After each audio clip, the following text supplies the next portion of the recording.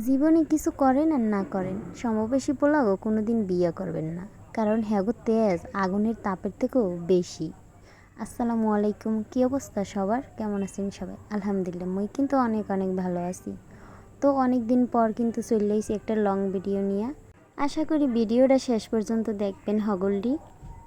হগলটিরে দেখি বৈশাখ মাসে প্রথম দিন পান্তা ভাত আর ইলিশ খাওয়ার ধুম ছুটতে যায়। মোরা কিন্তু প্রায় প্রত্যেক দিনই পান্তা ভাতের লাগে ইলিশ মাছ ভাজি করে খাই। এইটা কিন্তু একেবারে মগোদারে কমন হয়ে গেছে। এমনও দিন হয় যে মোরা মাছ ভাজছে এরপর গরম ভাতে পানি দিয়ে এরপরে খাই। এখন ঘড়িতে বাজছে বেনিহালে 11টা, কিন্তু মোর জামাইয়ের মনে চাইতে আছে যে হে এখন পান্তা ভাতের লাগে ইলিশ মাছ দিয়ে খাইবে। যেমন কথা হেমন কাজ, ফ্রিজে কোনো ইলিশ মাছটা নামিয়া ভিজেই থুই দিয়েছিলাম। হেডেরে ধুয়ে টুয়ে পরিষ্কার করে হেডের মধ্যে একটু হলুদ মরিচ মাখাই নিছি। ওই যে কইলাম সমবয়সী পোলা বিয়ে করন যাইবে না, হ্যাগো তেজ হয়েছে আগুনের চেয়েও বেশি। যখন যেইটা কইবে তখন ওইটাই করবে, মানে একটু ঘাটতারা স্বভাবের।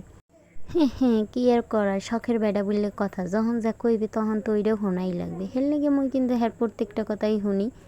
আর না হইলেও আবার জামু কই কন, যেবল তেলের মধ্যে নুন দিলে ছিটতে ওরে, ঠিক হেবিলে শখের বেড়া হেবিলে লাফাই ওরে। তাও কি লেগে জানি এই শখের বেড়ারই ভালো লাগে। ওই যে কথাই আছে না, শখের বেড়ার মাথা ভর্তি কু চিংড়ি মাছের মতো, তবুও একসের ভালো লাগে। আমনেগুলাকে বগর বগর করতে করতে কিন্তু মুই মাছ ভাজিয়ে লাইছি তেলের উপরে কড়াই ও থুকু কড়াইয়ের উপরে তেল দিয়ে এর মধ্যে কিন্তু এক ফিস করে মুই ইলিশ মাছগুলো সাজিয়ে দিতে আসি। দেখছেন মোর ইলিশ মাছের সাইজগুলো কিন্তু চেতা, মানে এক্সের বড়। কেউ আবার নজর দিয়েন না। কেউর যদি মনে চায় মোরে হিন্দে ইলিশ মাছ খাইতে এক পিস হেলে অবশ্যই মোর দ্বারে কইবেন, কিন্তু কেউ লোভ দিয়েন না। মুই কিন্তু এতটাও খারাপ না, আপনারা যদি চান অবশ্যই মুই দিমু আপনাকে। একটা না পারলেও আধগান দিমু, এতটুকু ভরসা তো করতেই পারেন। বিয়েটা হওয়ার পর মাঝে মাঝে গান গাই।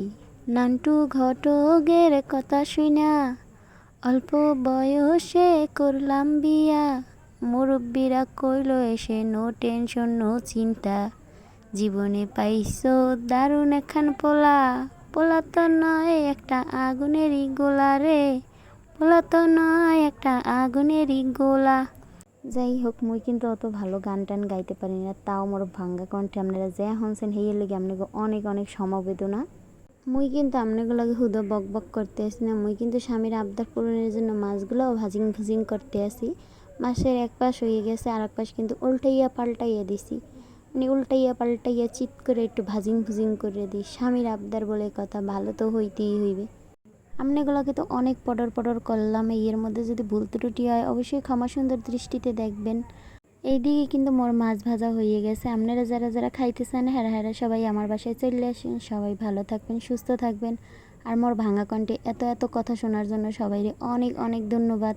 আবারও কথা হবে অন্য কোনো নতুন ভিডিওতে।